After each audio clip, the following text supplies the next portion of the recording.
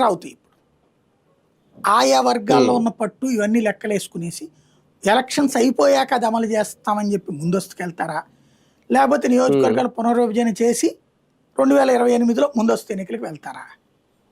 అంటే జనగణన కులగణన కూడా పూర్తయిపోతాయి అంతే 26కి 27కి అయిపోతుంది.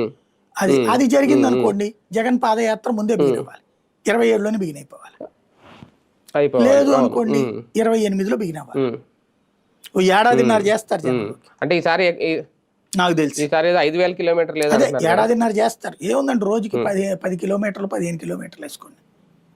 రోజుకి 10 కిలోమీటర్లు అంటే నెలకు 300 కిలోమీటర్లు, ఏడాదికి 3,600 అయిపోయింది కదా. ఏడాదిన్నరకి 5,000 కిలోమీటర్లు అయిపోయినట్టే కదా ఆటోమేటిక్. 10 కిలోమీటర్లు అంటే ఉంది, చాలా సింపుల్ సరిగ్గా చెప్పాలి. కాకపోతే జనము క్రౌడ్ హడావిడి ఉంటుంది బేసిక్గా. అవును. జనసేన విషయంలో తీసుకుంటే సార్, పవన్ కళ్యాణ్ గారు ఏమన్నా దూకుడు పెంచారా, లేదంటే ఆయన ఆలోచన విధానంలో ఏమన్నా మార్పులు వస్తున్నాయి? ఈ పంచసూత్ర అనే కమిటీ వేయడం కానీ, మొన్నటి నుంచి ఈ మధ్యకాలంలో ఇప్పుడు మన తెలంగాణకు సంబంధించి కొన్ని కీలక వ్యాఖ్యలు చేశారు రాజోలు వెళ్ళినప్పుడు. కోనసీమ దిష్టి తగిలింది తెలంగాణ, అది అంటే ఆయన యాక్టివిటీ పెరిగింది. ఇవన్నీ చూసినప్పుడు ఓకే, అది మంచిగా చెడుగా ఎలాంటి ఫలితాన్ని ఇస్తుంది అనేది తర్వాత సంగతి.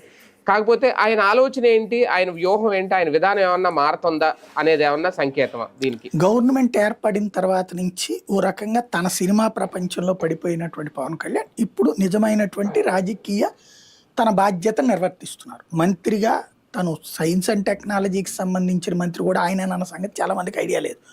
మొన్న వాళ్ళతో సైన్స్ అండ్ టెక్నాలజీ స్టాఫ్తో మీటింగ్స్ పెట్టి